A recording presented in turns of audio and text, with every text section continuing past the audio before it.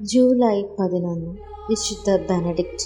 ഇറ്റലിയിലാണ് ജനനം. റോമിൽ പഠനം ആരംഭിച്ച ഇദ്ദേഹം യുവാക്കളുടെ സുഖലോലുപതയുമായി പൊരുത്തപ്പെട്ടു പോകാൻ സാധിക്കാതെ വന്നപ്പോൾ സുബിയാക്കോ എന്ന പർവ്വതനിരകളിൽ ഒരു ഗുഹയിൽ താമസിച്ചു.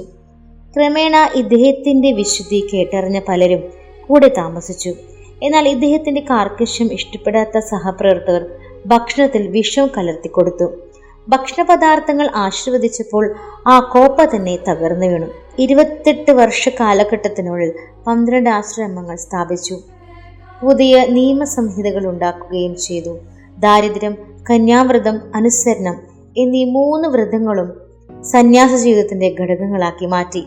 പ്രാർത്ഥന, പഠനം, കൃഷി എന്നിവ സന്യാസികളുടെ ജീവിത ശൈലിയാക്കി. മരിക്കുന്നതിന് മുമ്പ് സ്വന്തം ശവകുടീരം തുറക്കുകയും മരണദിവസം വിശുദ്ധ കുർബാന സ്വീകരിക്കുകയും ചെയ്തുകൊണ്ട് അദ്ദേഹം ഈ ലോകത്തോട് വിട പറഞ്ഞു.